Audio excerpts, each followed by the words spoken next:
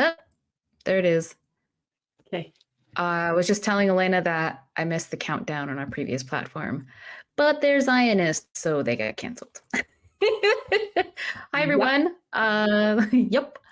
This is Melanie Yazzie, co-host of Red Power Hour, calling you from Minnesota Makoche on a strangely warm, because of climate change, December afternoon. And Elena and I are here, as promised, back with regular recordings and content of Red Power Hour. And today, like we had announced during the last episode, we're going to be doing the top 10-ish stories of 2023 that we've compiled. I don't think we did this last year, but I'm pretty sure we've done it every other year. The three, we've done two. This is our third one in the history of RPH. So you just want to say hi, Elena, and then we can get on into it. Hello, Singitamu. I'm calling in, as always, from Ogapoge, otherwise known as Santa Fe. And it's strangely warm here, too. We've had a lot of snow because of El Nino, or that's what they tell us anyway.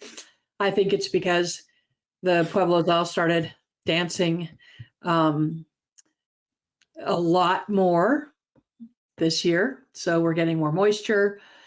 And then it rains some, gets muddy, and then we're supposed to get cold again and have more snow this weekend. So yeah, climate change is a little bit like a boomerang. You just never know when it's going to come back.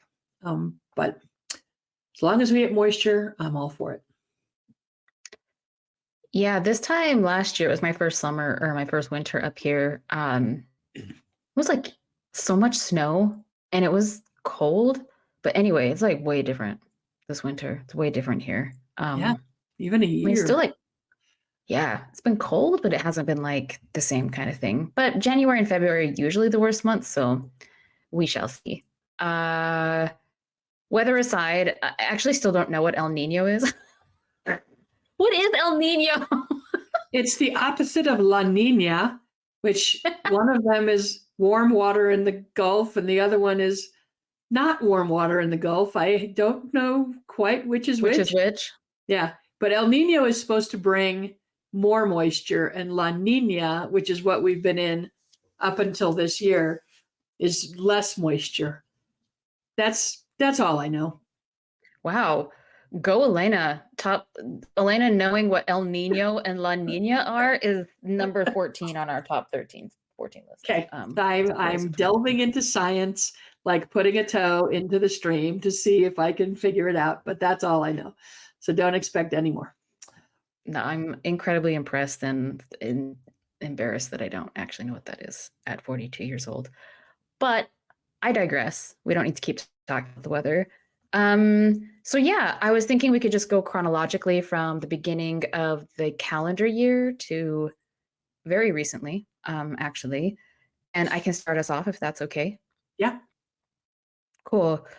So Elena and I just compiled. We decided, we'll do the top 10. Like I said, I think we have about 12 between the two of us. And we each kind of came up with stories. Elena picked some that have kind of national or larger significance. I tried to focus more on like Indigenous related top stories of 2023. And this one actually covers both, I would say. And it was the January 18th, 2023 murder of a forest defender in what is known as Cop City by the movement in Atlanta, Georgia. This person's movement name was Tortuguita, but Tortuguita's given name is Manuel Esteban Paez Terán. And Tortuguita was shot 57 times by the Georgia State Patrol, 26-year-old forest defender. And then in August, this is also related to another item, but then in August 2023, on August 29th, 61 other forest defenders were charged with RICO charges. Some of them were charged with domestic terrorism charges in a very famous and I think scary precedent-setting case for civil liberties and just the right to protest in the United States. The murder, Tortuguita's murder, the extreme nature, being shot 57 times. Obviously, the cops always claim that they were acting in quote unquote self-defense. But, evidence has come out that, in fact, Gita was sitting when they fired upon them, when the cops fired upon them. And being shot 57 times is extreme. That's extreme. My heart goes out to their family and to all of the other forest defenders continuing to work. There was another week-long week-long series of actions about a month ago, I would say, against Cop City. So even though all of this had gone down, and I remember the climate around this, especially when Tortuguito was murdered and then the RICO charges were handed down in August, it had a very intense chilling effect, I would say, movement.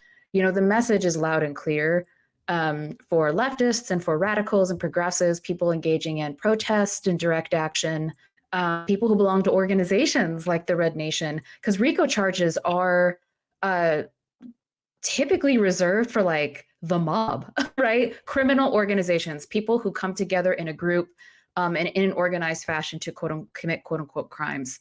And so to use that as a label for activists who are coming together around just causes, right, practicing their First Amendment constitutional rights to assembly and freedom of speech is incredibly concerning. It's incredibly dangerous, and the precedent that it sets, but also the message that it sends to the movement. So it's really, this actually relates to what's going on right now about the criminalization and the repression of political activity about Palestine. And so I think it's not, 2023 in particular has been really from like January 18th was the very beginning of the year when Tortuguita was assassinated by the cops for engaging in a nonviolent form of political protest. That's January 18th, and here we are now on December. We're recording on December 19th. And I was in a teach-in just last week about the importance of teaching Palestine in critical ethnic studies in institutions of higher education. And many of my colleagues who are co-panelists were saying that this is like a new McCarthyism, right? The kind of repression and censorship that we're seeing right now around the question of Palestine and folks engaging in solidarity with Palestine is unprecedented in recent times. And so you can kind of draw a through line between January 18th to right now. 2023 has been a year of, I think since I became politicized, this is the most intense crackdown on leftist, progressive, radical political activity I've ever seen. But I mean, I only became politicized in like, 2011, 2012. So I'm sure that this is reminiscent for older revolutionaries of prior moments of this kind of crackdown. But yeah, 2023 has been a very intense and scary year. The shooting at the Oñate protest on September 28th, which is also one of our top stories. I'm not trying to like jump dates or whatever. I'm just saying like a lot of our top stories mark significant moments of intense political repression and the desire to silence, to kill, to imprison those of us who are engaged in political dissent, which we very much are. So, and I think if they all lead up, there's a thread together, but they also all lead up to, what's been happening, the fear that all this has generated. And I remember when they handed down those RICO charges, and because if you're like me and watched all of the mob movies, The Godfather, and all of the mafia, Irish mob, RICO is racketeering, influenced, and corrupt organizations. That's what it stands for.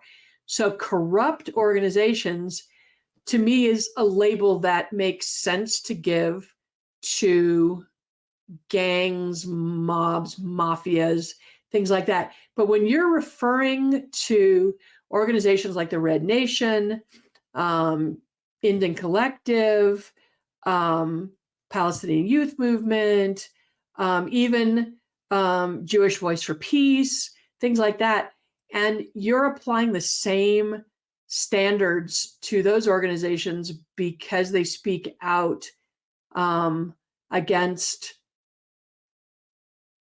Cop City, against the genocide in Gaza. I mean, you name it. Then you're getting into a very surreal moment in time that I think even people who were around in the 60s and 70s, Native organizations like the American Indian Movement, but also Students for Democratic Society, the Weather Underground, those labels, the Black Panthers, the Brown Berets, like those labels were never applied to those groups. And those groups were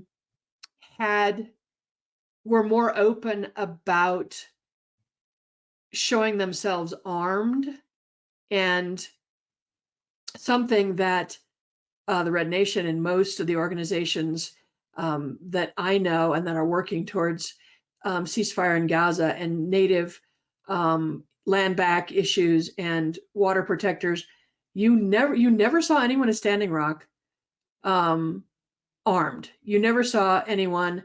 You never see anyone in the Palestinian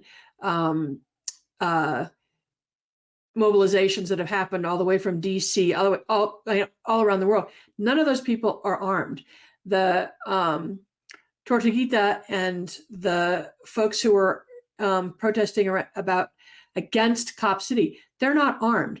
But these are the folks that are getting threatened with these RICO charges. And it's insane. It's like freaking insane.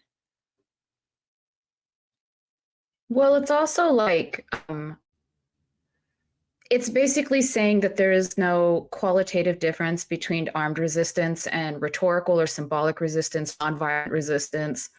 All forms of resistance, whether it's like using your words, whether it's using your body in a non-threatening manner, whether it's using a weapon, like in all of these forms of resistance, will be criminalized, will be silenced. You will be fired, you will go to jail, you will be killed. Like the message right now is very much that the state is like on steroids. The settler state is on steroids in this moment. And I think obviously, this reflects the fact, and I've said this before, that when the state is like working overtime to repress and to crack down, it means that what we're doing is working and it's effective because the state feels threatened, and it actually has fear itself and is acting out of the fear, right? It's the fort is breached, the wagon burning, is what I said in that November 4th speech and the National March, a Free Palestine March on Washington. And so there is this like intense effort right now to try to push back. And I think this has actually been going on, I would say, since Standing Rock, and then certainly since the Black Lives Matter uprising of 2020. And so, yes, this is like a prolonged reactionary kind of boomerang repression against the gains that were made and have been made by the movement over the last 7-8 years, maybe like a decade or so, especially since I became politicized and started organizing more. But this year has felt different. It's felt like the culmination or like the intensification. And I think that is because we have been winning. We've been making some real gains. The movement has. But also what am I trying to say? There's seriousness, I think, in decolonization and liberation movements everywhere, not just in Palestine, not just in Turtle Island, where the people power is really going hard, and I think expressing itself in a real power, meaning in a very powerful way. Like there's a reason why the term people power has the word power in it. And I don't see that letting up, actually, in 2024. I think people power building will also intensify. One of my colleagues at that panel I was referring to a few minutes ago works for National Students for Justice in Palestine. And they said, our response to censorship, to firings, to intimidation, and to harassment, we're just going to intensify ferocity of our resistance. That's the response you're going to get from us. And I was like, yes. So I think people are really digging in their heels. I think the climate of fear is still strong amongst some people, but I think it's also worn off amongst other people. Yet, even though the message is scary, murders, assassinations, our comrades were almost assassinated by the FASH on September 28th. But yeah, that was the other thing. Like, my major story of 2023, I put down number 13, is that political repression of the left is at an all-time high. But also, I think the movement isn't at an all-time high, but there's something that's shifted. Sometimes, what did Lenin say? Sometimes weeks happen in months, years. I always get this wrong. But anyway, that's what's happened here, the latter part of 2023. I think years have happened in a matter of weeks, and the movement has really jettisoned forward in a very powerful way. And I believe we will continue to express that power in 2024. And I think that's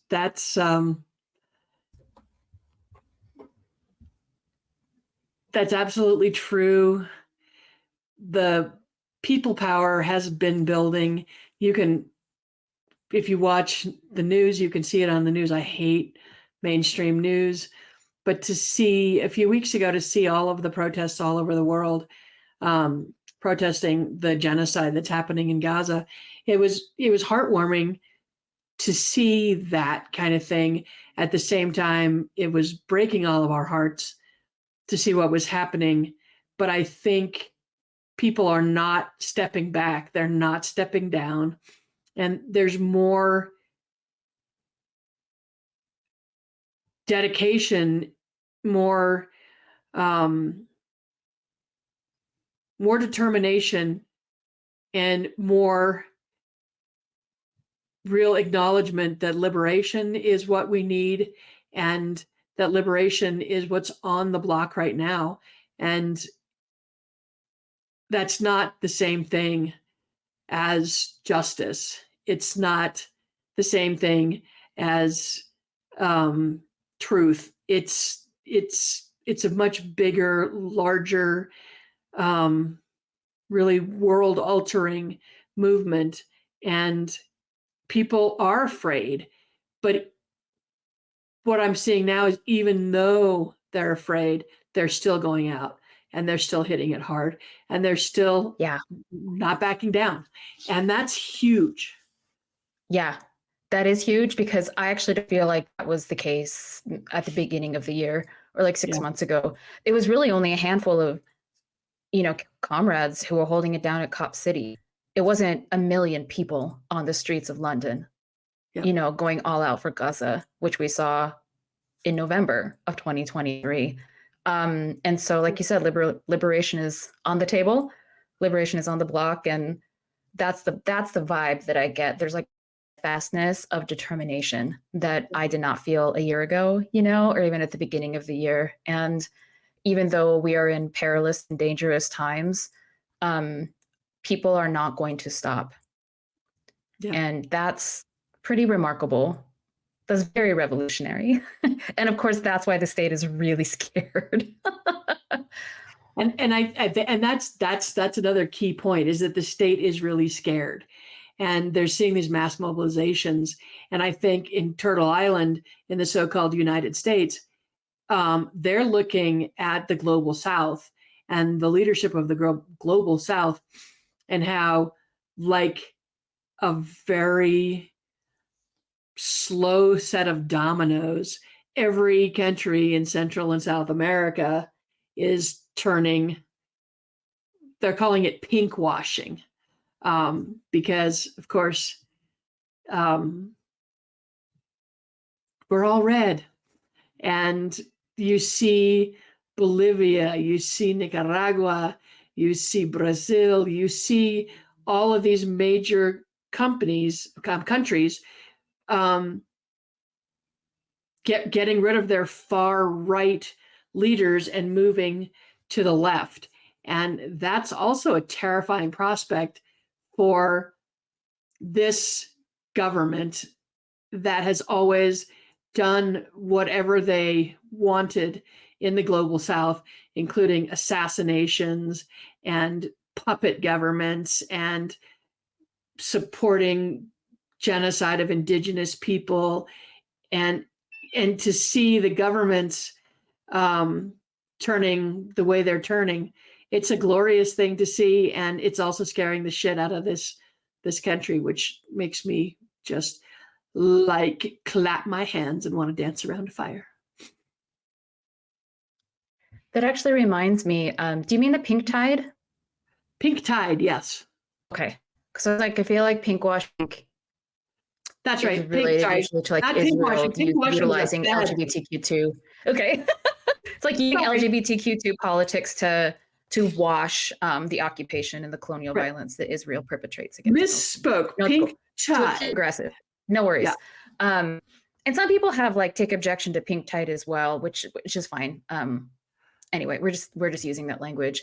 This is something I forgot to put on my top 10 list. We haven't even gone to the next one on my list, but it was the BRICS summit, because you were mentioning these global South countries, and BRICS stands for Brazil, Russia, India, China, and South Africa. And was it in March? It was in the spring of 2023. BRICS was considering more members, but BRICS is basically the counter to the G8. Is that what it's called? Like the big European, the big imperial European and the United States and like Canada summit. And, you know, the fact that Lula da Silva is now the president of Brazil and defeated Mr. Fash of Brazil. My gosh, how am I drawing a blank right here? Bolsonaro. And like Brazil is now obviously part of BRICS, but there's really, I think, and then the genocide in Gaza and where different nations have, and I think will continue to land on the question of Palestine at an international level, there really is like a shifting of power. And I think really like an anti-imperialist bloc. I mean, not to say that BRICS is like, you know, it is an anti-imperialist push against the West. And that is something I think that's really important to pay attention to. I'm not like glorifying this necessarily, but it is important like internationally and geopolitically. And I think the genocide in Gaza and the question of Palestine is going to solidify these different kind of the alignment, I would say, of world power. And I think the people, the movements, the people power, the people-based and community-based movements that the liberation of Palestine has really reignited those movements and galvanized them is also shifting power on a large scale in an important way. And so it's not just the state, it's not just imperial settler states that are scared. I think it's also like the ruling class of those places, come from those places. Like Starbucks is down like $12 billion because of boycott, divestment, and sanctions. You know, like people are taking real hits. Like the people who rule the world, the genociders of the world, are taking real hits. And so this is also something that's happening in 2023 that it feels so unstable. And then of course, like the specter of climate change, just climate disaster, just constantly looming. Obviously it feels quite dystopian. It's very unstable. It's very unpredictable. That's, I think, in like some twisted way, we've like normalized the unpredictability of everything. But yeah, I think we're ending 2023 in this place where like there are tectonic shifts. Like what happened on the morning of October 7th has changed the world forever. And it's going to take some time, I think, to really see how that shakes out and shakes down in terms of like the power rebalancing that I was just talking about. But yeah, like I think that's what's happening right now. And it will continue to unfold. Absolutely. Yep. Not next year, but I believe in like many years to come. I absolutely agree. I think it's pulled back the curtain. I think a lot of, for those of us who've been involved with Palestinian liberation movements for a long time and have, you know, watched with despair how it's gone in the last decades. Like what happened on October 7th just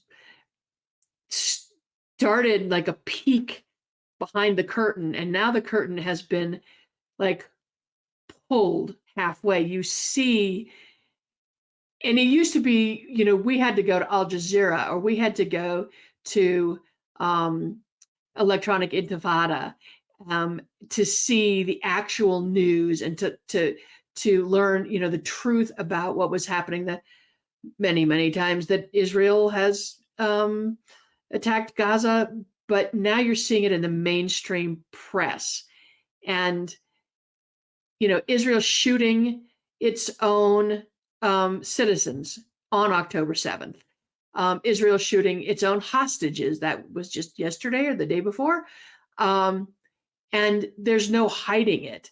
The absolute tragedies of the journalists. And one thing about journalists is that they're a really, really tight-knit bunch. And you think they're going to not say when their comrades are being targeted, not just shot, in heavy gunfire, but actually targeted by snipers, and the hospitals and the doctors and that curtain around Israel. If anyone was on the fence about the very essence of the state of Israel, you can't be on the fence now.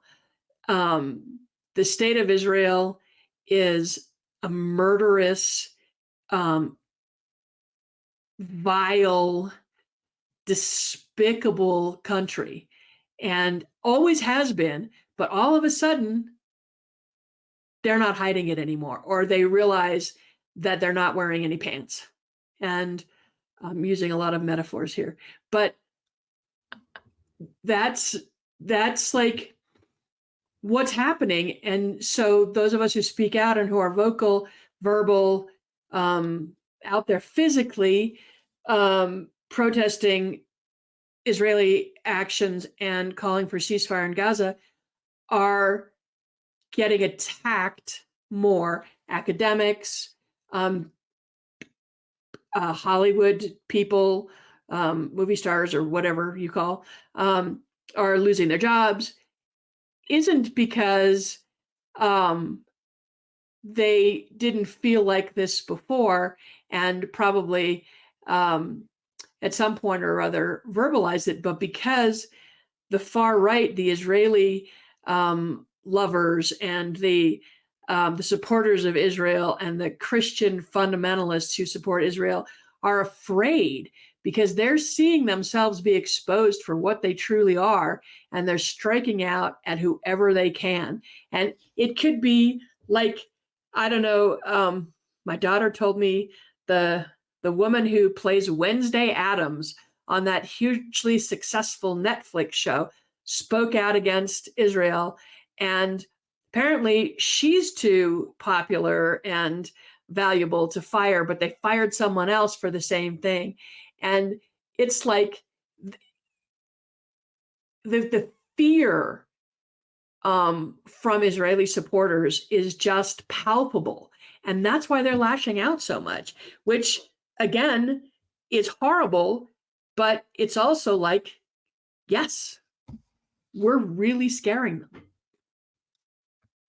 Yeah, I mean, it's like, I think the grip on power from like the ruling class inside the global north is crumbling, and you can really see the fear and the lashing out in the form of backlash and repression and attacks. And again, it's not to say that the attacks are not felt and have devastating people's lives. I mean, comrades are getting murdered or almost getting murdered. I mean, it's like really, the stakes are really high. The stakes are really high right now, I guess.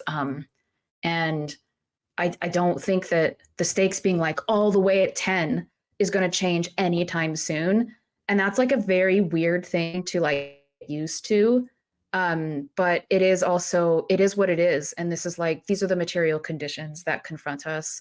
And it is terrifying to, when you watch like world superpowers just like crumbling, and it's like a wounded animal, but it's like, an apex predator just gonna take down as many other living things with it. And yet this is, in order to change the world, like this is what we pray for. We pray for strong enemies. Pray for, the dismantling of capitalism and colonialism, and imperialism. And so it's like watching it happen, but also being in it is really awful. There's no way around it. It's not something to define. Like, people power is beautiful and change is really important and necessary, but being in the thick of it is, it's a day by day kind of situation. And so number 11, we put down October 7th, obviously, when Palestinians broke through the prison border of Gaza. But I feel like maybe we covered that already in terms of like the implications of that for all of this stuff. I'm sure it would be like a top, maybe the number one happening thing that happened in 2023 for most people. Do you want to go back to our list and keep going down it? Do you want to keep hacking away at crumbling empires? Oh, I think you're on mute, Elena.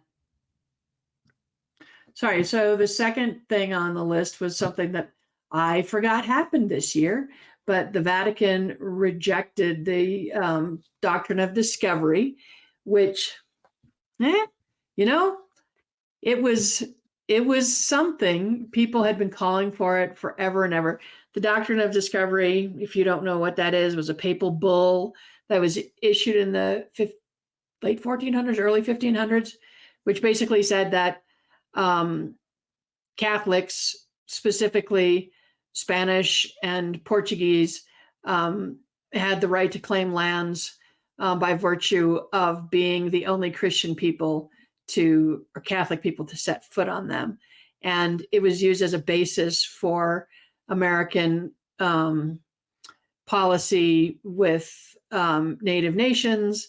It basically gives Christians, Catholics, the right to convert, co-opt, genocidally destroy anyone in their path, which we in the Southwest felt probably more than any of the other nations on Turtle Island, because we were first colonized by the Spanish, and then the Americans took the doctrine of discovery and codified it into policy. So we got it twice. And there have been calls from Indigenous groups to repeal the doctrine of discovery, which was not done, but they did reject it. They actually took no responsibility for it. They said, well, we never said that people should genocidally destroy other people. We were just trying to set something up, to make it easier to claim the land or something like that. So that was the Vatican rejected it. There was no apology. There was no actual material gain for Indigenous nations by that rejection. But okay, we'll take it. So thanks for providing context for what doctrine of discovery and the papal bulls are. I remember you and I trashed like all of those male leaders from the Assembly for First Nation. Do you remember this last year on the podcast? Because the Pope came to Canada to issue like an apology. Do you remember this? And then they all kind of like greeted him with open arms, and we were like, sick. Well, so apparently this different body, the Haudenosaunee External Relations Committee, said at the time of the Pope's residential school apology that more action was needed from the church, specifically like the repudiation of the doctrine of discovery. And they said, an apology to Indigenous peoples without action are just empty words. The Vatican must revoke these papal bulls and stand up for Indigenous peoples' rights to their lands in courts, legislators, and everywhere in the world. And so this was issued in July of 2022. So, I mean, it's enough, no, But I feel like it's like moving further, it's moving closer to something. And I don't know if Yeah. that's a victory, but I know some people are like, this is not a top story, but I feel like given how much energy Indigenous leaders and organizers throughout the Americas have put into this for like decades, it's a pretty significant thing. It's a precedent. It's another precedent setting moment that we can build on, I guess, is what I'm saying. I agree. And I think like Optimistically. one of the things that is important, yes, Native nations have been, and this has been a pain point. And I know people in the Southwest, but actually all over Turtle Island, all across Turtle Island, have fought for this for decades. It's also important in that there's a lot of liberal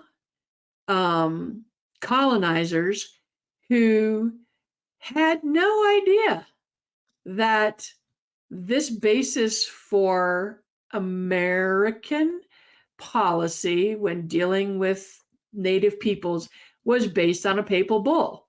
And so let's just shatter one of the myths of America, that this country was based on a separation of church and state and justice and liberty for all, or whatever the hell it says, because this country was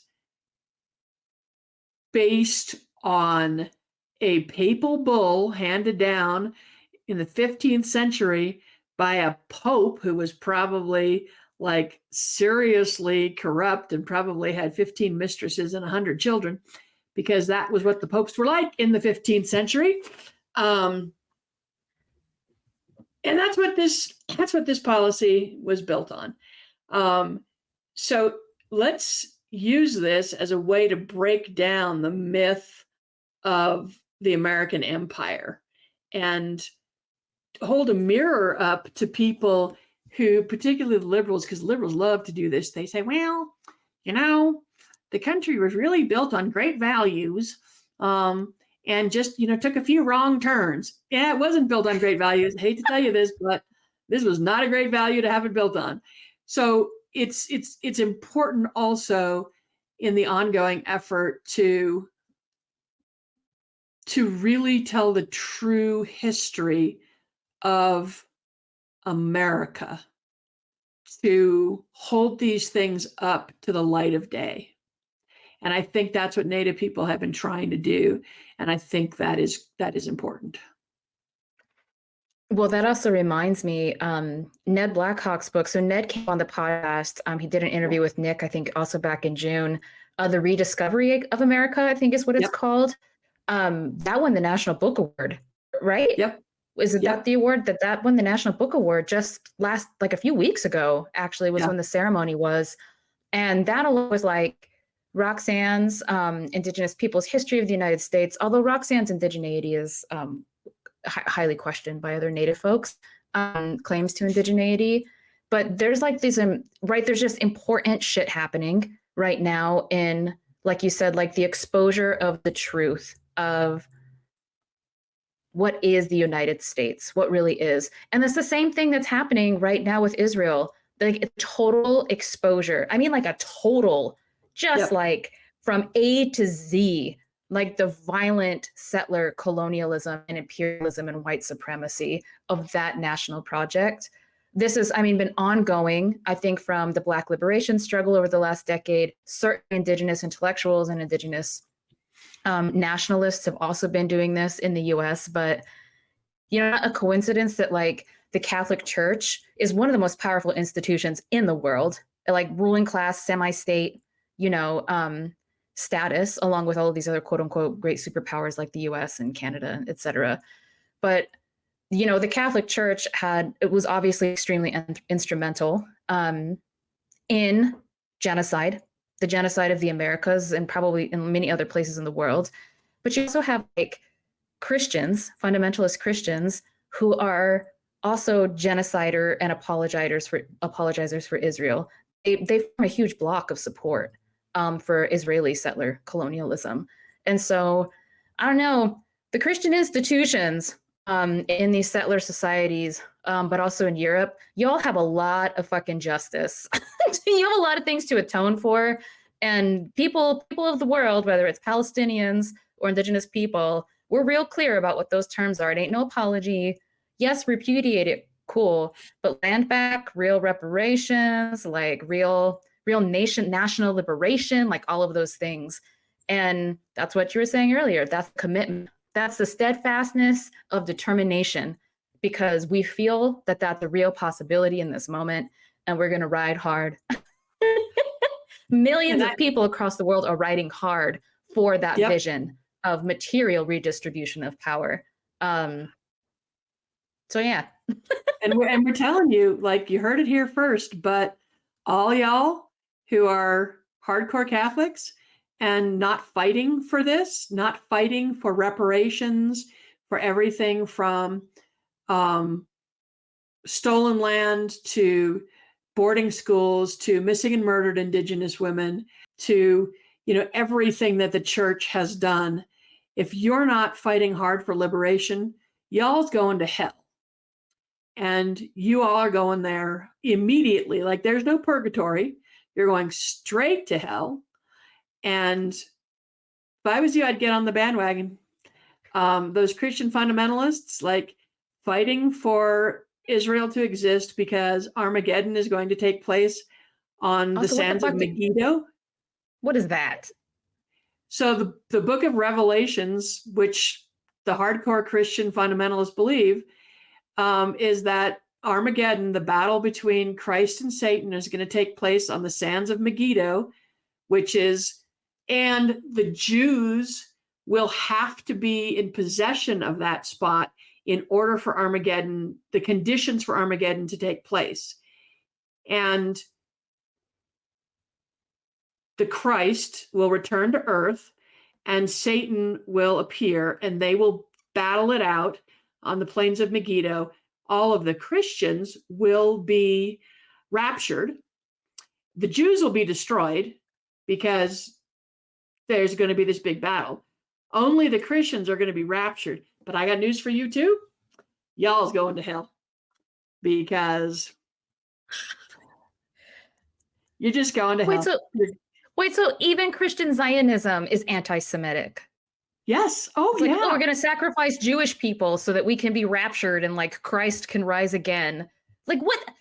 This is insanity. I didn't know that. I'm not Christian. I was never raised Christian. I think I've been in with some kind of denomination of a church, including a Catholic, which I counted on like one hand the number of times. So I reject Christianity. I just reject it because of its role in colonization. And so I don't really know these kinds of stories or these perspectives. That's just that's a contradiction. That's all I got to say about that. What is the book called? Militant Evangelists on the Road to Nuclear War. Grace Hassel. Grace Hassel was an anthropologist. She was a little bit problematic. Well, she was a lot problematic. But she wrote a book in the 80s called Militant Evangelists on the Road to Nuclear War. And she details all of these from the rise of the new Christian right in this country all the way up to the American presidents, and how many of them, really starting with Ronald Reagan, believe this book of Revelations, and that support for Israel was unconditional because they have to meet the criteria for Armageddon to take place so that they can be raptured. That is bananas. And she has actual quotes from Ronald Reagan.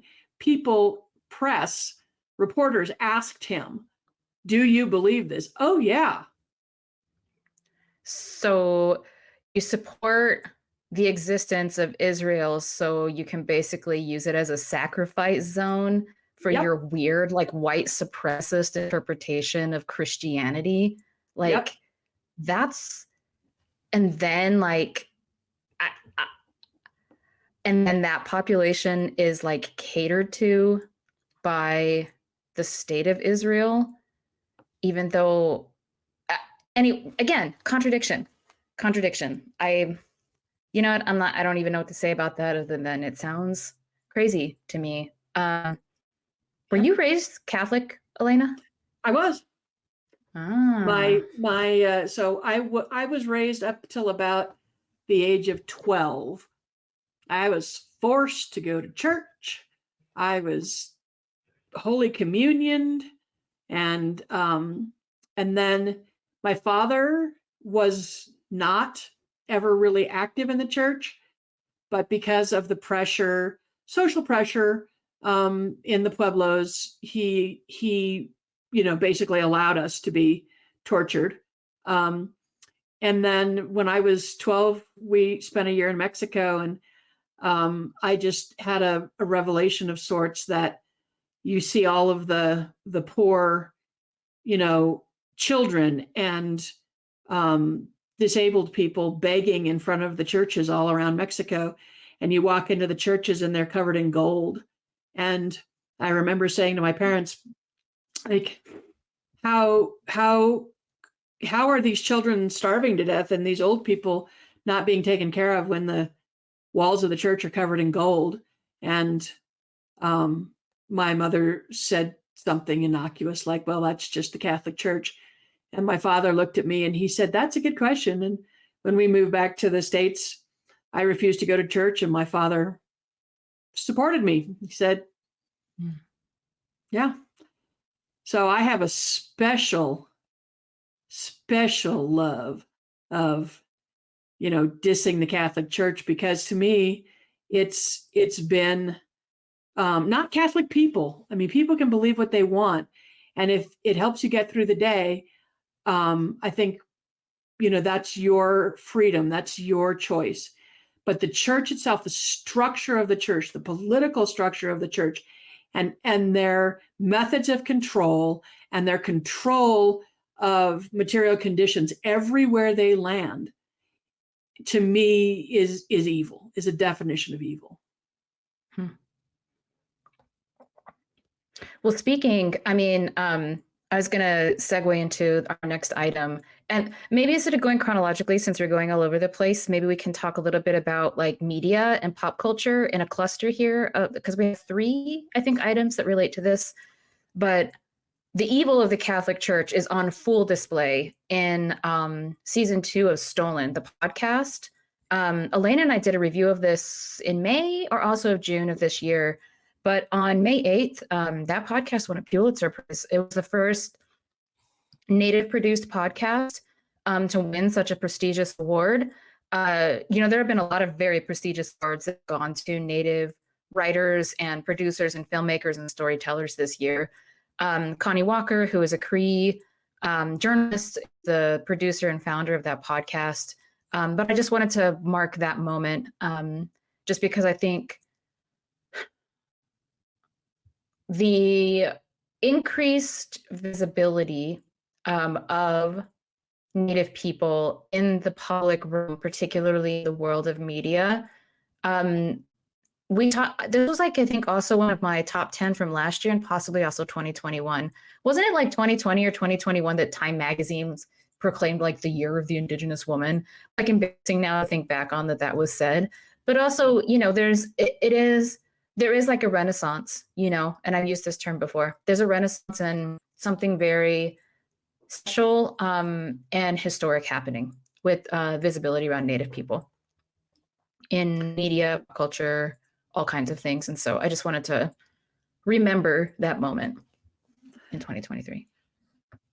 Definitely a historic moment. And Ned Blackhawk's book, that was a great podcast. And I read that book. I was so excited about that book. A lot of it is very detailed, very in depth, but just to see someone, a historian, just take American history and let's rewrite what y'all got wrong, and then to win that award. And like the podcast Stolen, exactly. Let's hold the Catholic Church up to um, bring it out and hold it up to the light. Like that's what we need to keep doing, is holding things up to the light. And I think the other pop culture references that Melanie's referring to, and I also had this on my list. I just hadn't. It was in my head. I hadn't written it down. But like we did a podcast last week on reservation dogs, and the ending, the third season being the end of Reservation Dogs, and how that show really changed the world and continues to change the world, and that it was snubbed by, and these are all random organizations. I mean, who cares, right? The Golden Globes, the Emmys snubbed Reservation Dogs. They didn't get any nominations. Time Magazine named it the #1 show of the year, along with Succession, which is capitalism on steroids. And like every single, and I did watch it, so I can compare this. I'm legitimate. Every single person in that show was horrible. Like the acting may have been great, but the characters there was not a redeemable character in any of them. And it was like the most disgusting, gross example of capitalism run wild I've ever seen. And so Time Magazine makes it #1 along with Reservation Dogs, which was just weird. But Prey, which we also reviewed, which we loved for the most part, got 6 nominations. What's sweeping everything is freaking Killers of the Flower Moon, which we're going to review. And I watched and hated. Preview. That's my preview. So I'm just going to let Melanie talk. So I'm just saying I hated it. Like, what is going on is increased visibility of Native stories and Native actors, and some are really good, some are positive, some are making an impact, and some are just like, really? After 50 years, we're still seeing this shit. But the doors are open now, and the storytellers. Also, another one of my favorite podcasts was Shutter with Gloria Emerson, and like that won a slew of awards, or was yes. a finalist for a slew of awards. Yep, and loved that book. And she said it on the podcast, like she's seeing more and more writers, young Native writers, writing everything from graphic novels, comic books, all the way to fantasy books and, romance. I mean, you name it. Like that needs to be normalized, that Native filmmakers, Native actors, Native directors, writers can do whatever the heck they want. They shouldn't be pigeonholed anymore into Native lit or Native TV shows. And that's something I think that is really important. Anyway, I digressed off into pop culture, so I'll shut up now. No, we should stick on pop culture for one other item. And I think it's the most famous Pretendian ethnic fraud case of 2023. And we talked about this on our live episode where we were celebrating our 4-year anniversary as a podcast on December 4th. And then Elena and I mentioned this a bit in our last podcast, but the Buffy St. Marie case. So that dropped on October 27th. I have only scanned the very lengthy CBC expose on Buffy St. Marie. It seems fairly definitive to me that she lied about her indigeneity and is just a white woman who dyes her hair black and tans excessively. So, and it's a big one because she is really a veteran celebrity in the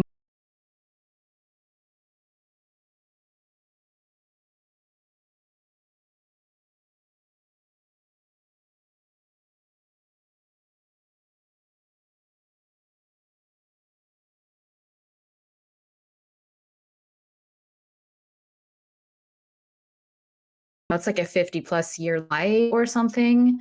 And she like rubs elbows with really famous, prestigious white people, for the most part, politicians, so activists, actors and celebrities and such. And so it's a really big deal. It's probably the most like egregious I think violation I've seen so far of any pretend. Is that true? I think it is, given the amount. It's worse than like Andrea Smith and yeah. Given the amount of money that she herself made billing herself as a Native artist, singer, songwriter, everything else, and the prestige that came along with it. And I think she's robbed so many Native artists of their opportunities, of their chances. And I love what Comrade Nick said in that year in review, that Johnny Depp's character in Pirates of the Caribbean got his look from Buffy St. Marie. That to me was probably the best description of what she looked like. And this is particularly like personal for me. Like I'm kind of all butthurt about it because I grew up with her music, and my dad was a professor in the late 60s, early 70s. And we always had Buffy St. Marie albums, in our house. And she was a friend of my dad's. And the very first convocation of American Indian scholars that he put together at Princeton in 1970, that really a lot of people hold up as the precursor to creating American Indian studies. And the people who were there, and Scott Momaday, B. Medicine, and Russell Means, and just like that group recognized that artists and elders and medicine men were necessary components when discussing how to teach American Indian studies. And Buffy freaking St. Marie was there. And like, to me, that's now one of those photographs in my mind that you want to take and use a red pen and just cross her out. And I think for a lot of people, that's true, that she represented something that, she was part of that late 60s, early 70s push from the American Indian movement, but also from scholars and academics and writers. And Scott Momaday was also there. He had just won the Pulitzer Prize for Housemaid of Dawn.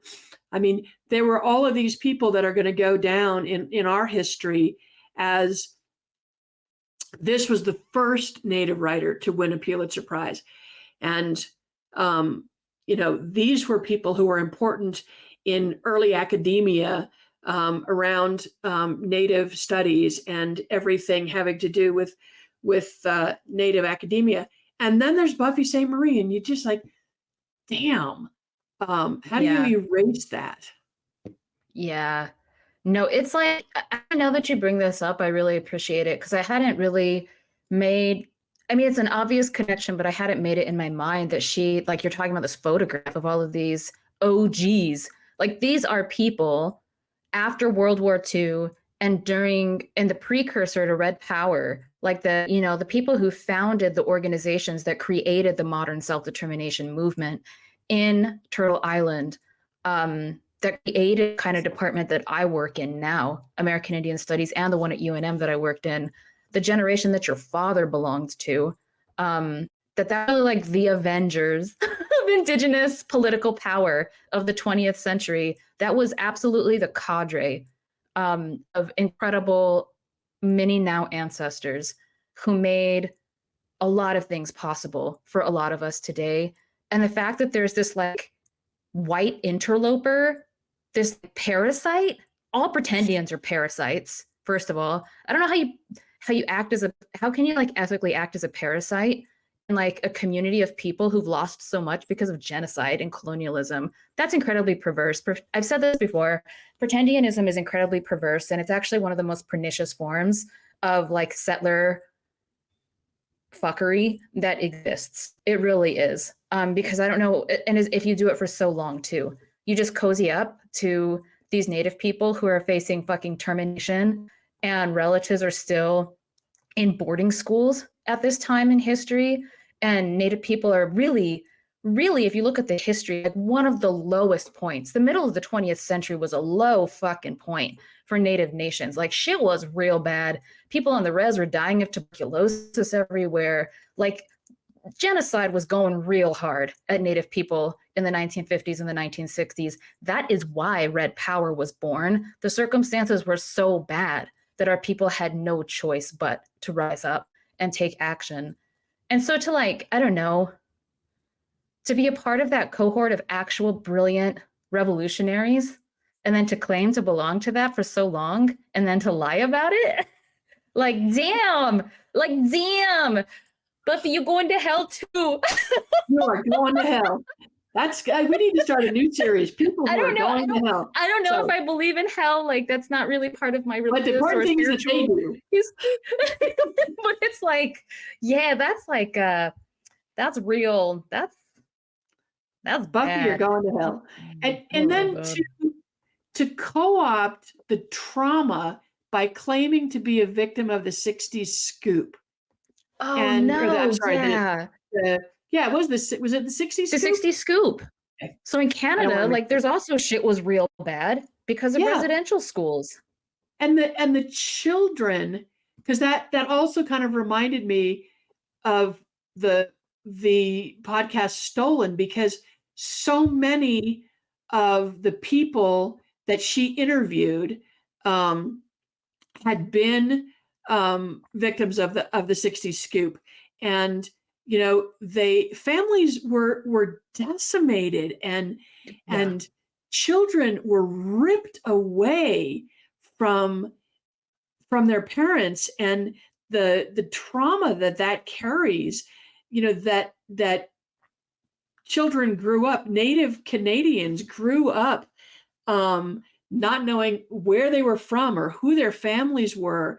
And to claim that is not only like perverse, but it's just disgusting. And I just don't know how she could have done it. And I don't know how she continues to do it with continued denials. And, you know, I think, yeah, she's going to hell, but also all of those folks that believed in her and that just welcomed her, because pretendianism, you know, was not such a major thing in the late 60s, early 70s. I mean, I think our OG ancestors didn't think that anyone would want to pretend to be Native, because that's what I'm saying. Most of those folks, you know, were coming from, I mean, and we've had this conversation before, but like my father was dragged away to boarding school. My father was almost taken away and adopted out of his community because of circumstances surrounding his birth. And like, those are real, that's my real family history. And when I think of my father, he couldn't even have imagined why someone would want to claim that. It was so painful.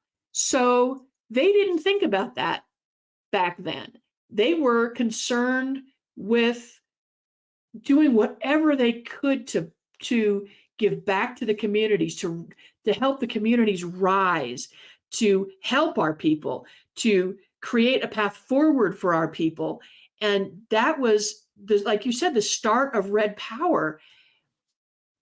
And just to see her now in her 80s having benefited from all that work and benefited from jumping on that train and riding it for all it was worth until now. It just, yeah, it's pretty disgusting. I don't know what else to say. Yeah. But what do you say about that? I don't, other than like that's awful. And I always say this, another one bites the dust. There's just like a graveyard of pretendians. It's weird. It's like and obviously like people have very strong feelings about the way in which the outing, the truth telling about pretendians has unfolded over the last handful of years. We've been attacked multiple times for taking strong stances about ethnic fraud on the podcast and as the Red Nation. But it's not I've made this analysis before, and you're just talking about like the trauma and like how pretendians capitalize on trauma, the trauma of surviving and sometimes barely surviving genocide that goes that is intergenerational in Native families.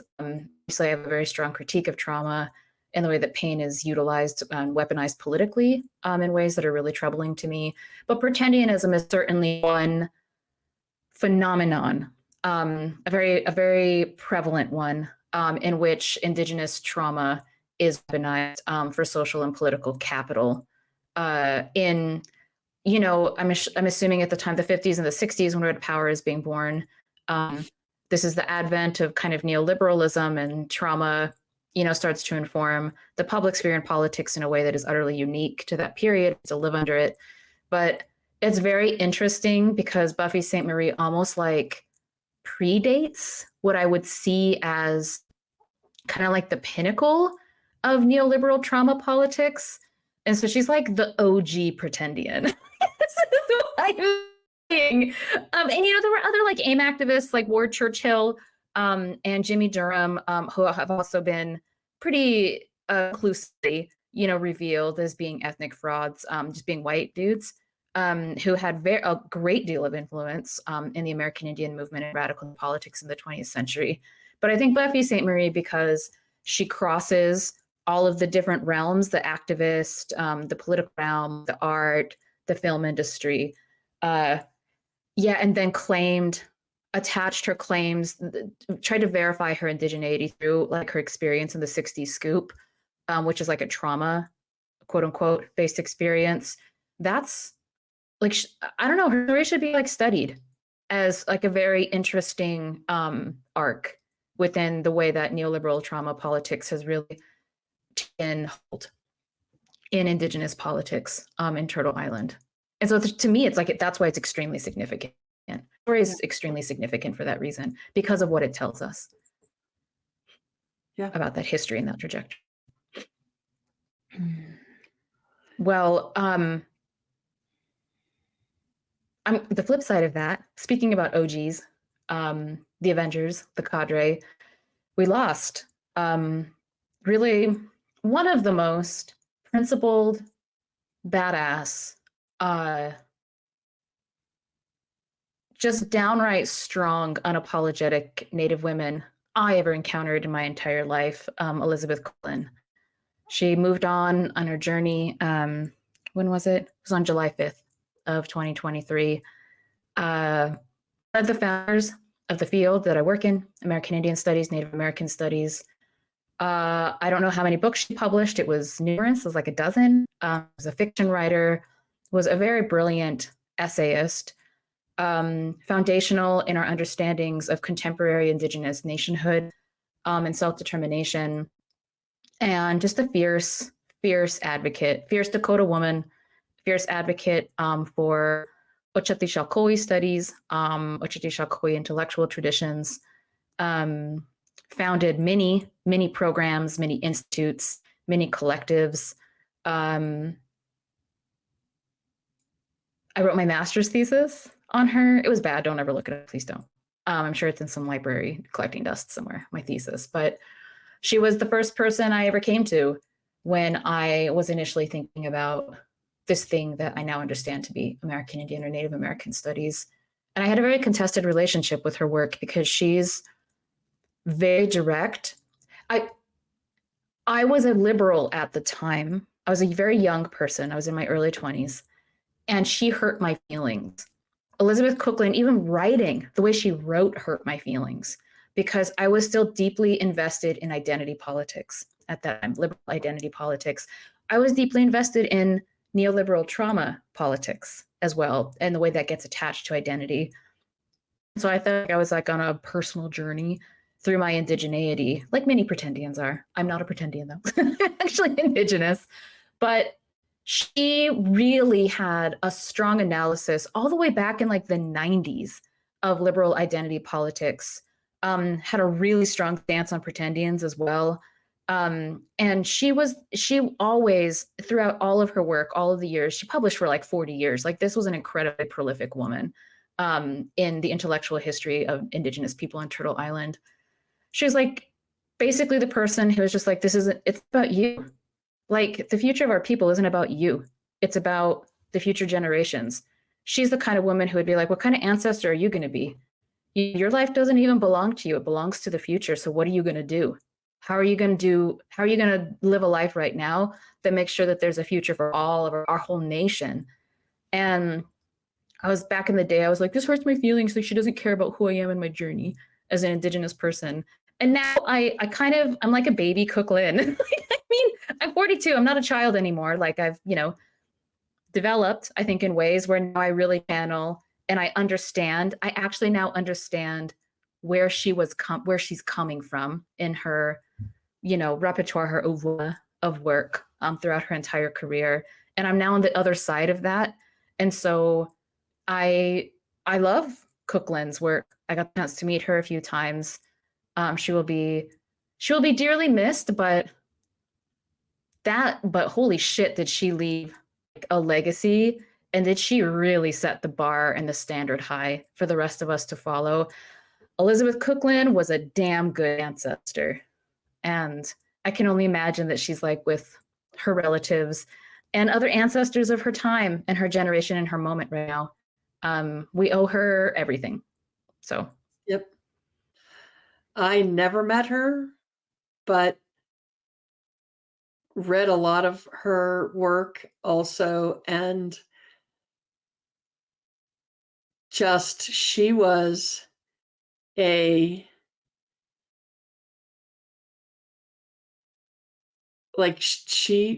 was just, I don't even know the words to describe, but like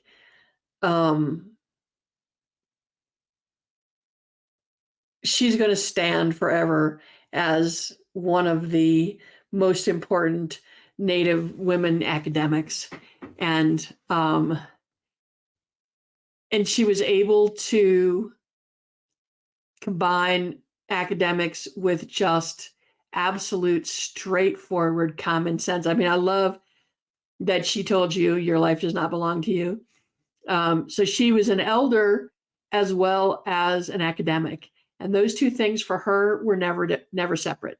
It was the same thing. It was always the same attitude, the same conversation. She combined it all and just was an amazing Indigenous woman. And yeah, I don't know what else to say. And it's interesting because she kind of existed for a very significant portion of her career, or like most of her career, like on the periphery of the academy. And she often only she published fiction, she published some poetry, short stories, novels.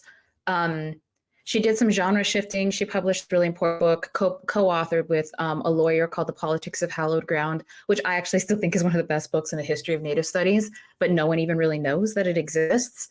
But she was an essayist. And usually when you're an academic, you're expected to write like monographs or like books.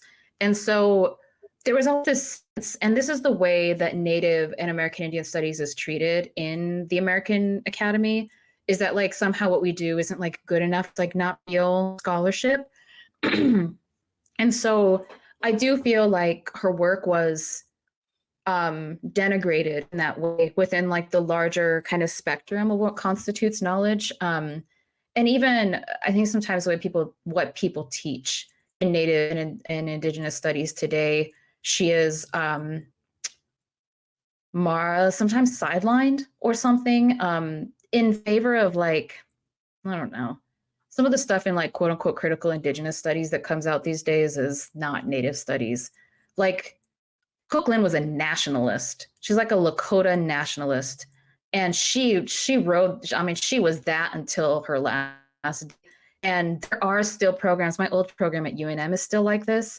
There are still programs in the US that really carry that. They ride that line hard. Like that is a line in the sand. But there are other Native studies programs, associations that do not, that really piss me off, honestly. Because I mean, sure, Indigenous nationalism should be critiqued for its like heteronormativity and all of that stuff. But if that's your intellectual project, but you're not doing anything to actually help build the alternative Indigenous nationhood and nationalism that you seek, then in my perspective, you're anti-Indian.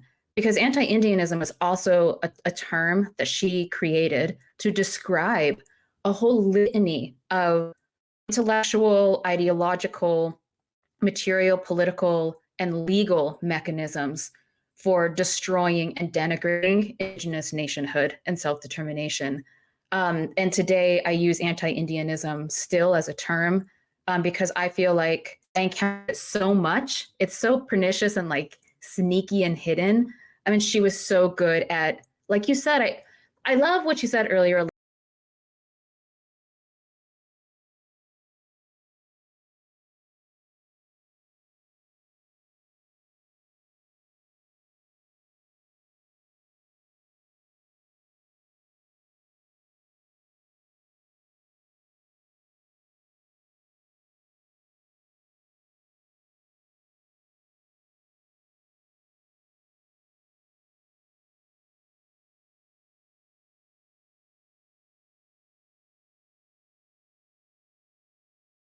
Dissecting settler ontology in every single sentence and every single page she ever wrote.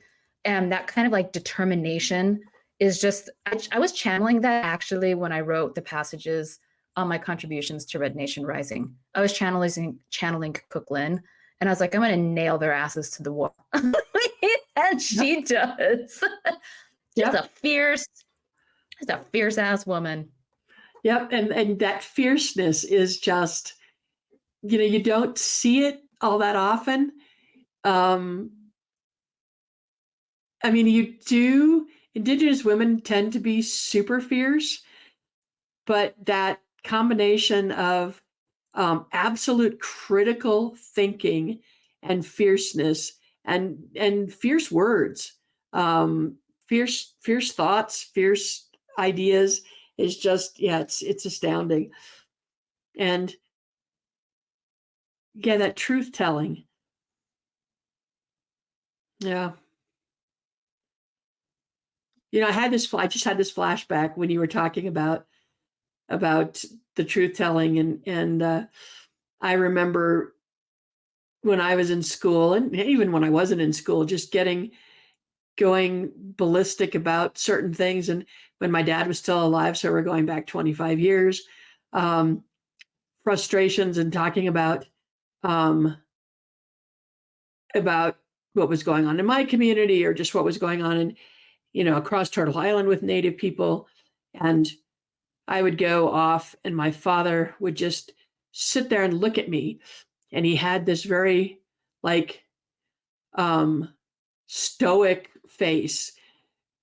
And then he would tell a joke, and he would just start laughing just like hysterically. But he would always tell me when I was being super emotional or super frustrated, he would just look at me and he'd say, okay, so let's look at this.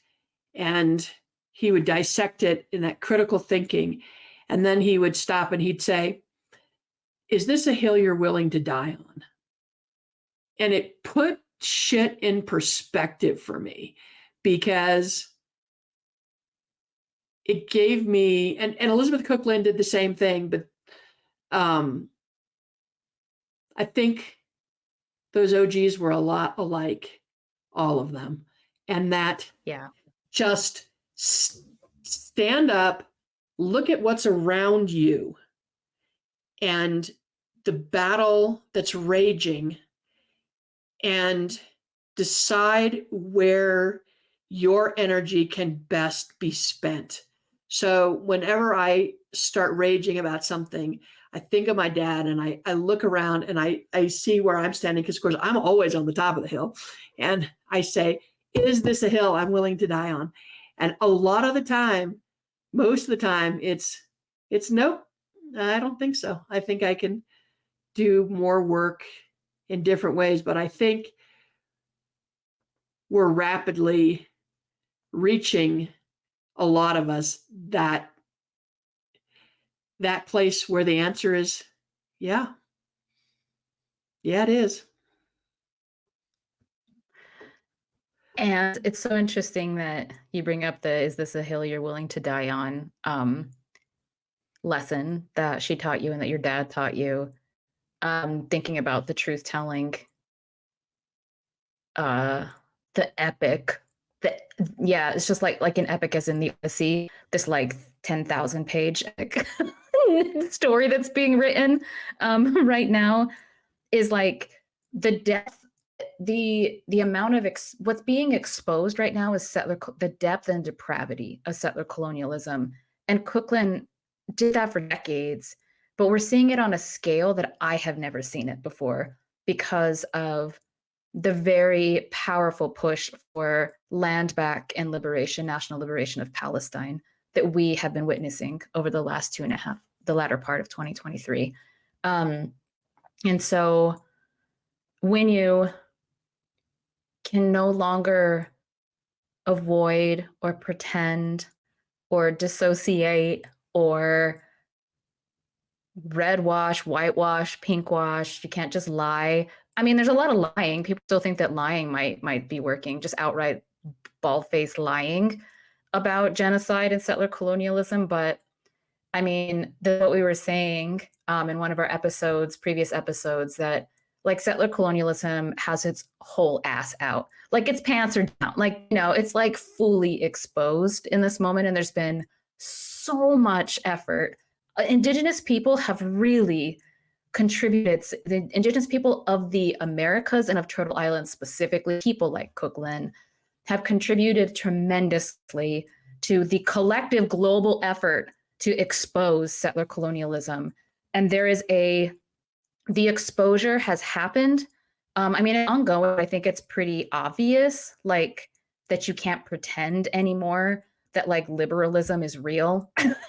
Like the fiction of kindness and democracy that covers up the genocidal, just like monster that is settler colonialism. And so now like there's a reckoning. There's a real reckoning. And that's when you have hills you die on, when reckonings are going on, massive reckoning. Like people, like I said, they draw a line in the sand and then they're just like, this is it. Either we're here or we're not, but I'm here. And damn it, Cook-Lynn, throughout all the things that she saw as an almost 100, a centenarian, close to a centenarian, she held that principled position. And damn, like when I'm 92, I want to be holding that line, And that's I absolutely agree. I mean, if we look back at what the OG ancestors did, and that's just a generation back for me, how could we do any less? I mean, like we have to be the good ancestors. We have to be the ancestors that the next generations look back on and say and talk.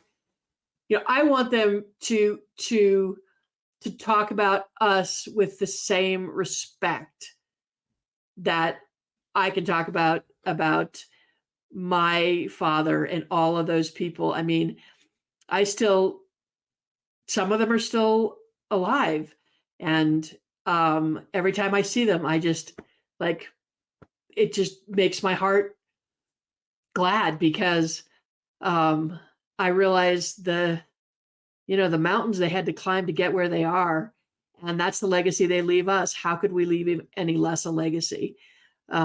It's keeping that story going. And we've talked about that a lot too. Like there's the story that goes back millennia, and then there's the story that started with Red Power, and there's the story that started with the American Indian movement, and there's the story that started with land back, and there's a story that started with the Indigenous Palestinian solidarity, and there's all these stories and there's all these threads, and we just have to keep them going, keep them moving. In the face of all of this, it's really scary, but I think there's also like part of our blood, part of our DNA. And I know I've laid awake at night thinking this, that part of my subconscious, or whatever you want to call it, is nodding and saying, yep, I've seen this before. I've been here before. We know how to do this. Just keep going. Just keep going. Yeah, it was using like hills and mountains as reference points. And kind of like we've been talking about them metaphorically. You said they had to climb mountains, the people of Cook-Lynn's generation. And your dad would ask you, is this a hill you want to die on? What is that? I forgot. There was this, the famous revolutionary. Anyway, I always get these wrong. I don't know why I reference them. I never get colloquialisms or quotations right. But it's like the mountains are our power. And this is also a Diné thing. And in some ways, it's not so much, maybe they climbed to the top of the mountain and they got on that hill where they drew that line, and they held that line until their last breath. But there are mountains, because for Diné people, the mountains are our leaders. Like the mountains guide us. Yep. And they are immovable. They are as, ancient and as steadfast as, existence itself. And these are people like Cook-Lynn, people like your father, people like Vine Deloria, Clyde Warrior, really the list goes on and on, of that generation. They are our mountains. And so we're all in our current generation climbing our mountains, and, like you said, you're always on top of the hill. We're all on top of our hills, but to be a good ancestor, I think, is to be like the mountain for the people. So yeah, I could go on. I have the honor of chairing and moderating a panel at the American Indian Studies Association conference at UNM on February 2nd about Cook-Lynn. So that's awesome. Yeah, I'm looking forward to being in conversation with her contemporaries and some younger, like Ocheti Shakoi intellectuals, and I think her family is going to be there as well. So that's great. That's amazing. Oh my God. I was like, let's stick to an hour, and it's already an hour and a half. We have a few more things. We should talk about the legal policy stuff. Maybe we can do another cluster now. I feel like we got all of the pop culture stuff. So June 2nd. Well, I included this, but we don't have to spend too much time on it. On June 2nd of 2023, the Secretary for the Department of the Interior, Amar Laguna Pueblo Auntie Deb Holland, approved a 10-mile buffer zone for a 20-year period around Chaco Canyon. And then the chaos and the violence that ensued after that was really bizarre. But that is like a battle that has been going on for a very long time, like a grassroots organizing effort. That was a really significant decision, a hotly contested decision that was weird and that went on through the earlier part of the summer. But I think there are two kind of decisions of national significance. On June 15th of 2023, SCOTUS, the Supreme Court of the United States, upheld the Indian Child Welfare Act of 1978, which everyone meaning everyone in Indian country was honestly just terrified. I was just terrified that was going to get overturned. If you read the majority opinion for that, like, it's weird. Like, the reason why they upheld ICWA is like not really a victory. It's just some weird, obscure constitutional interpretation with some of the conservative justices like Gorsuch and Amy, what's her name? Barrett? Coney Barrett or Barrett Coney or something. Amy Coney Barrett. But yeah, the ICWA decision, the SCOTUS decision to uphold ICWA was like one of the biggest moments in the history of federal Indian policy, actually, in the United States. And then on June 29th, not necessarily related to Native people, but certainly impacting us, Elena, you wanted to talk about the other very significant SCOTUS decision of June 2023. Yeah, so that was June 29th. SCOTUS struck down affirmative action in college admissions. And that, to me was painful because so much, when I was growing up and, I had the privilege of being raised by two college graduates. My father had a PhD. Education was really important in our family. And I was schooled by my father on, why affirmative action was important and why it was crucial for, particularly for Native students. And it was if you don't know the background on SCOTUS, but it was a lawsuit filed by Students for Fair Admissions against Harvard and against University of North Carolina because they said that it was racist. So trying to create and maintain a diversity of students in universities was racist. And I remember the 1978 fight. I forget, but it was the University of California. And we were in California at the time. My father was on sabbatical. And so that was going on. It was raging. And I had a conversation about this. And even as young as I was, the way it was explained to me is due to settler colonialism, Native people are in a deficit situation from the get-go. Schools, education, the benefits that are accorded to other students, not people of color. There needs to be an evening of the playing field, a leveling of the playing field, and affirmative action was that leveling. And now essentially what SCOTUS is saying is that it doesn't matter that you don't have the same privileges as people who go to private prep schools on the East Coast. That doesn't matter. You don't get a level playing field. So it essentially is a class issue, and why we should not, I think that's kind of a no-brainer. It's a class issue, more so than fucking Clarence Thomas, who agreed with, just class race traitor. That's what I'm trying to say.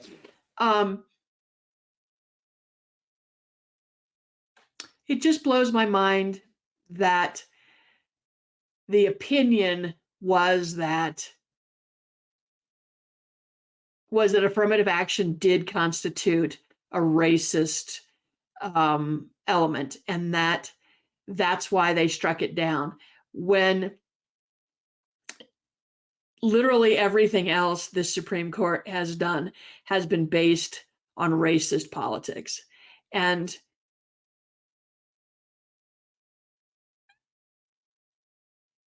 I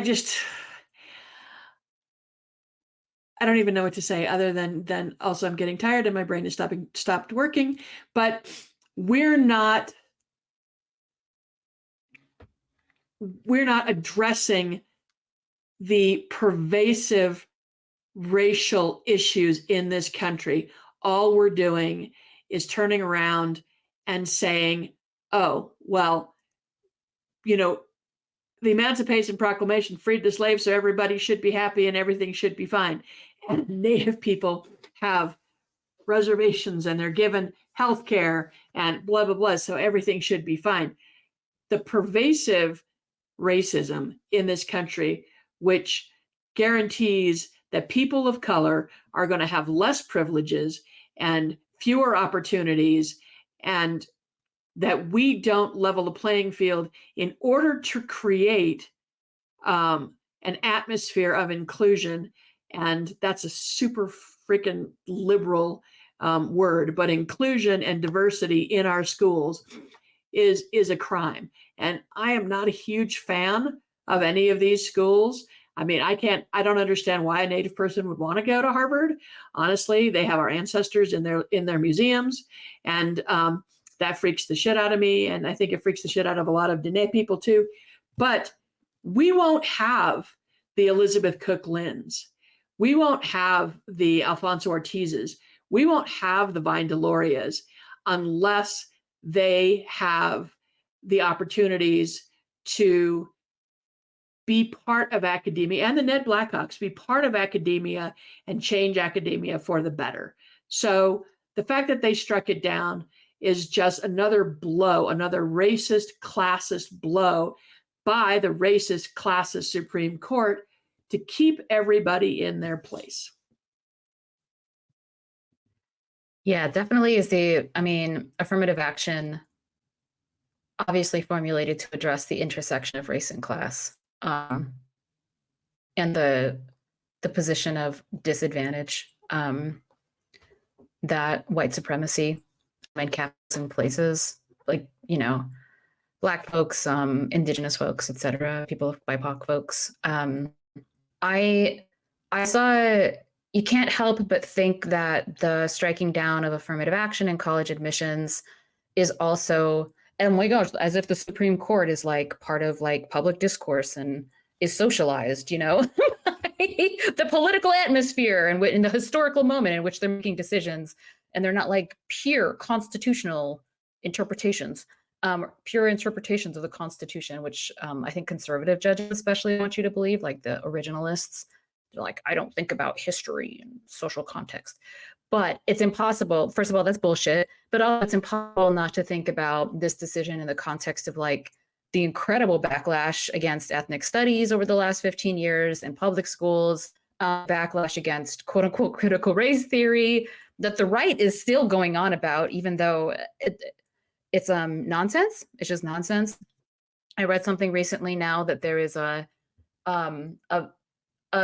effort in, I forgot how many states. It's like a lot of states, growing effort in a lot of states to ban like emotional competence education in elementary and middle schools, because the right sees it as like normalizing like liberal like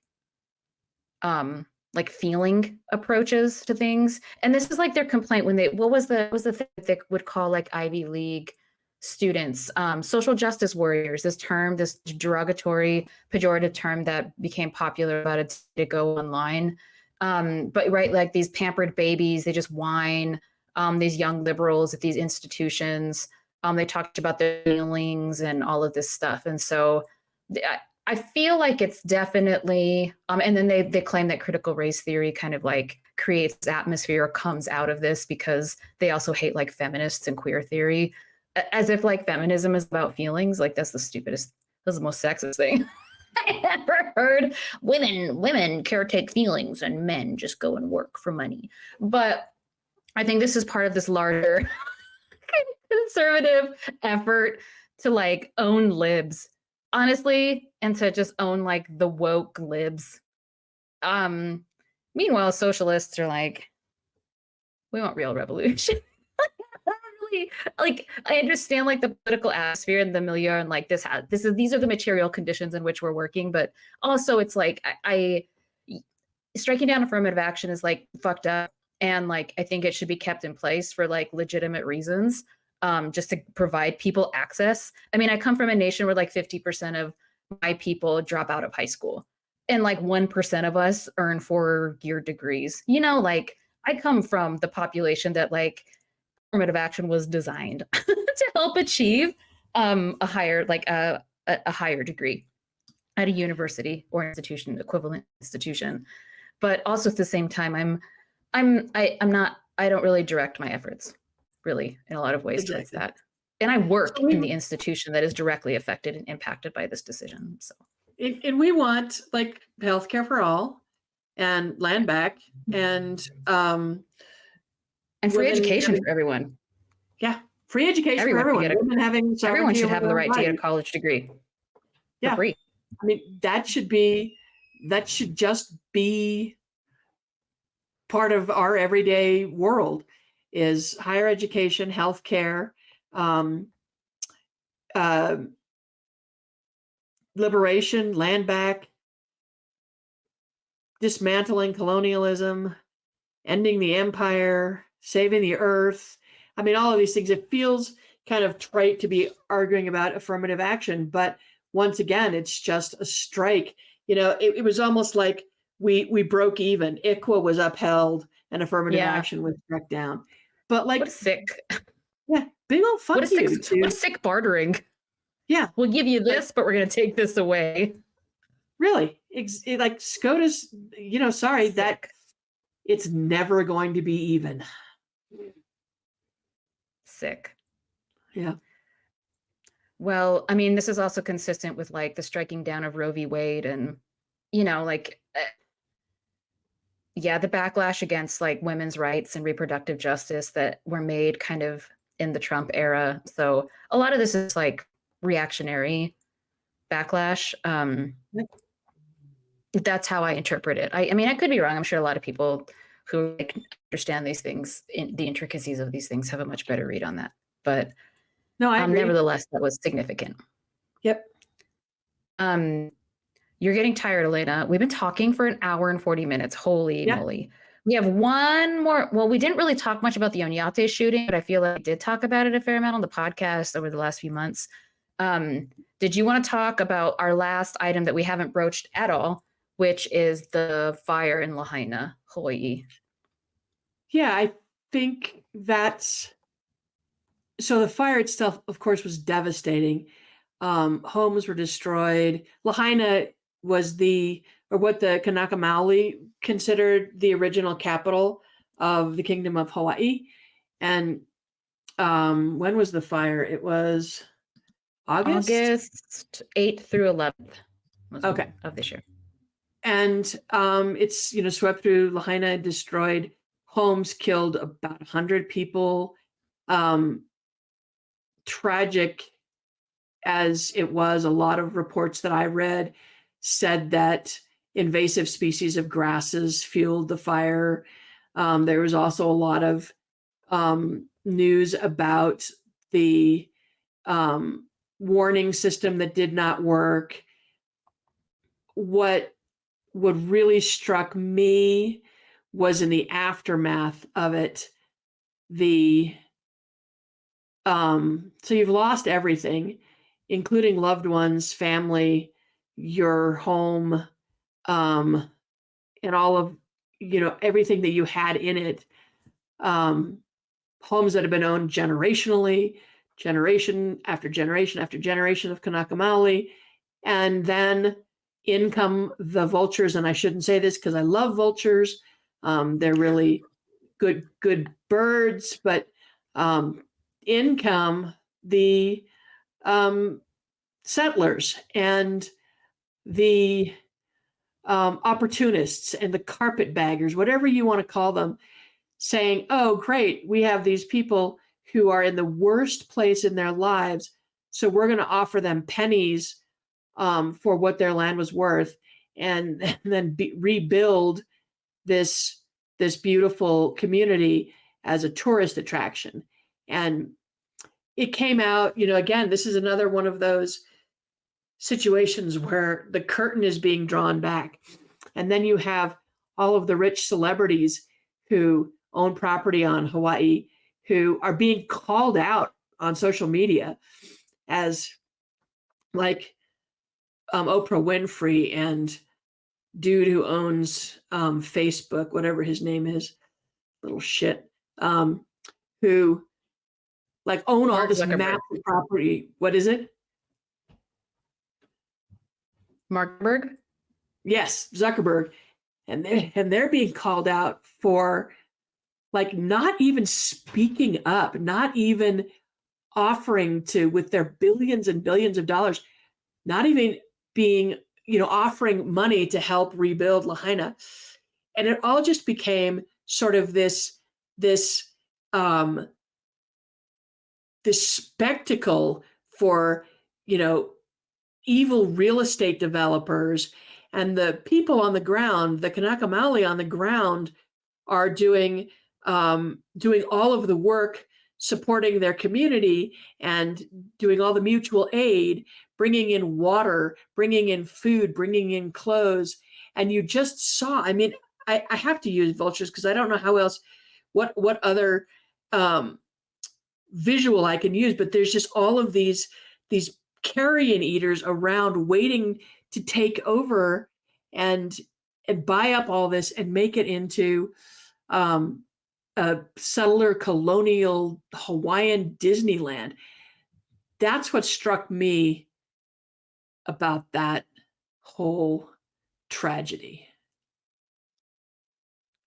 We published an episode with Kanaka Maoli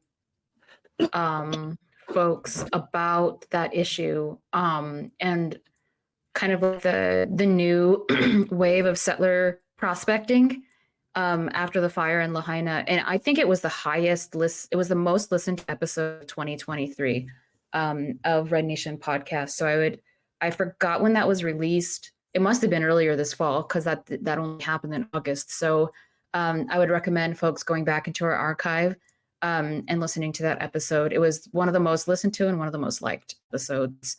But I actually just saw something came through my newsfeed today that there's an Israeli real estate firm that is already drawing up sketches for like luxury settlements in the ruins of Gaza. And it's like literally the exact same thing. It's like settler prospecting, or like right, like you like these people who are on a new frontier. And Naomi Klein, right, has the thesis of disaster capitalism that I think is a helpful analytic for understanding how this happens, like post in like times of disaster.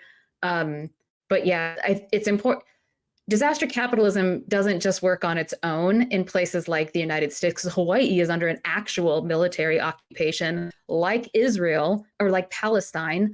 So Hawaii is occupied militarily by the United States and claimed illegally by the United States, the same way that Palestine is, and not the same way, but in many similar ways. But yeah, there's this like creepy kind of like frontier mentality where settler colonialism is trying to reproduce itself in like the ashes of like its prior modality. Then, like you said, all these ruling class vultures, settler vultures, are just coming in and trying to make a killing off of mostly as real estate, like luxury real estate development in these disaster zones. Yep. It's apocalyptic. It's very dystopian, but it's also like, I don't know, settler colonialism is apocalyptic and dystopian. Like that's the present tense of it. That's not like some futuristic. It's not like the future tense of settler colonialism. I hope people understand that. But yeah, that's what the images and the news coming out of Lahaina And if the first thought that you had on seeing that tragedy unfolding in Lahaina was that you can go and get cheap Hawaiian real estate now, you're going to hell. Yeah, that's another like, you're a bad person. There's been just like there's been a lot in 2023. It's like, wow, you're a horrible person. I'm not going to call you a human being because that is not how human beings act. You're just a terrible fucking person. There's been a whole lot of that, a lot of revelations, a lot of true colors coming out in 2023 kind of things. And yeah, if your first impulse wasn't to like give a lot of money to like local Kanaka Maoli people to give the land back and help them restore like their rightful place in that place, then like you ain't a relative. No. And then the same, I've been thinking about this too because we had a conversation about way back, I don't remember, 2 or 3 podcasts ago, when we were talking about Palestine, and we were talking about the olive trees, and we were talking about green chili, and we were talking about just like being with our Palestinian relatives and eating olives and having things with olive oil and green chili, and like what peace would look like. And then you see what the Israeli occupation forces are doing in Gaza, and they're flooding the tunnels with seawater, and they're burning all of the olive groves. And like, if you needed any more proof that those people are not indigenous to that land, I don't know what else we can give you. If you're indigenous to a place and what grows there is your livelihood and your food source and your relatives and your ancestors, and you respect the land and you respect the water, you don't do what Israelis are doing in Gaza. That's all the proof you need. That is not their homeland. That is so far away, not their homeland. If it was, they wouldn't be doing that.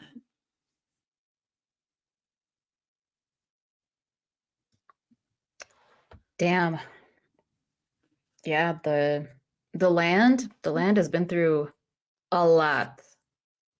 The land has been through a lot this year.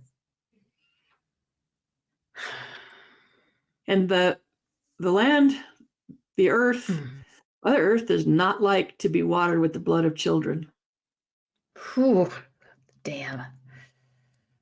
Just gave me goosebumps when you just said that. And that's as true in Gaza as it was here for so many years. It's not going to go well. Oh, damn. It's hard. That is a mic drop statement. It's it all, really. I mean, I think we're pretty much at the end of our list, unless you want to talk a little bit more about the Onyate reinstallation, the shooting that happened on September 28th. But that also, that was a prayer that was happening that Thursday morning. And the blood of an Indigenous relative was also spilled at that place. And Mother Earth also does not like that. But Jacob's good. Jacob John, who was the relative who was shot, long, difficult recovery, but he went to COP. Democracy Now! Did an interview with him last week. He had his scar, and I don't know, he was standing in Dubai and doing a live interview with Amy Goodman, and he's doing okay. Yeah. That the aftermath of that, the effect of that will also take some time to fully see what the effect of that is. But that shooting also really, first of all, it was widely covered. It was nationally widely covered. Also, it was a failed mass shooting, but it was also politically motivated. It was a hate crime, a clear act of anti-Indianism, but also like an assassination, a politically motivated attempted assassination of not just Jacob, but like many of the people there, including Red Nation people, one of whom on the mic actually when the shooting happened that morning. So yeah, people power is strong, but so like that the T word kind of came back with a vengeance in 2023, and now if you teach a critical race theory, quote unquote, critical race theory in a class, you'll be labeled the T word. If you're praying, if you're Indigenous public praying about a stupid ass statue, like a statue, you're going to be labeled the T word for doing that. If you write a book or if you do something on a podcast, you will be labeled the T word. If you are engaging in nonviolent direct action in a forest to stop police violence, you're going to be labeled the T word. If you're doing legal and policy work, that's trying to advance equality in college admission, they're going to be labeled the T word. So that's where we're also at. 2023. Pretty much all, like even like the most normie, vanilla, softest forms of protest have been criminalized. That's yeah, we're all criminals. We're all bad Indians. We're all bad Indians now. So if you need a hand up that hill, like when you were talking about Jacob, and I was so happy to see that he made it to COP and that he's okay. You know, he's probably not great, but he's okay. And it just made me think that he made a choice in a split second to stand up and protect the community that he was there participating in, and defend women and children. And that was a hill he was willing to die on. And I just exactly thank the Creator that he did not die on that hill. And I think at that moment in time, you know, Creator, Mother Earth said, I don't want, you know, I don't want this blood. I don't want this on my conscience. We're not taking this guy. He needs to fight on, live another day and fight on. And that's exactly what he's doing. And, you know, that's an example for all of us. Like, yeah, what would you do to protect and defend the community and the relatives? And I think a lot of us, most of us would say, yeah, that's a hill I'm willing to die on. So keep going, staying strong, keep rising. We got to keep this going. It really, God, this fall has been bananas. I mean, in terms of what you just said, I have seen many people now demonstrate remarkable courage and fortitude, and being very clear in their mind about what the hill that they are willing to die on. And I've said actually countless times, including with Jacob, including with my Red Nation, some of our comrades that day, like they were willing to stop the violence. They were going to do what they had to do to protect and to defend. And that I don't know, to see people do that, I'm going to cry. Yeah. Yep. Because I will get every one of us who's involved in direct action, every one of us who is fighting for liberation, every one of us who believes that a better world is possible, you know, we will be confronted with that question, and we all better be ready to answer it. I mean, Tortita, who we started the year with, that political assassination, was also very clear about what they were willing to do, their determination. And so, yeah, it's a lot to be very close to, but it's also, it is what it is. It is what it is. But I think that's all I got for this. Me too. Crazy ass year. We've been talking for 2 hours, so this is definitely going to be 2 episodes. Thanks everyone for listening. Unless you have anything else to add, Elena. Yeah, let's go eat some food. Yeah. Thanks for listening, everyone. Again, please consider joining our Patreon. That literally sustains everything that Red Media does. You can join for as little as $2 a month. Just go to patreon.com/Red Media Paper, PAPR. We'll be back again, maybe not in 2 weeks, but we're going to keep recording regular episodes because we might actually be able to split this into 2. But we're all going to hang out with family over the holidays, so we'll be back like maybe mid-January or something like that. But yep. All right. And I mean, Christmas is canceled because Palestine, the you shouldn't be celebrating Christmas while there's a genocide. But I don't know, maybe you can get to spend some time with family, and maybe it'll snow where you're at. And that's beautiful. Winter is beautiful. I tell people get some rest and a bit of calmness and respite, because that's what winter is for. And if you're anywhere near Okewinge or any of the Pueblos, really, our dances are not celebrating Christmas. They are prayers for life. And what could be better than praying for life right now? That's right. And that's where we'll end it. Thanks, everyone. We'll see you back in the new year.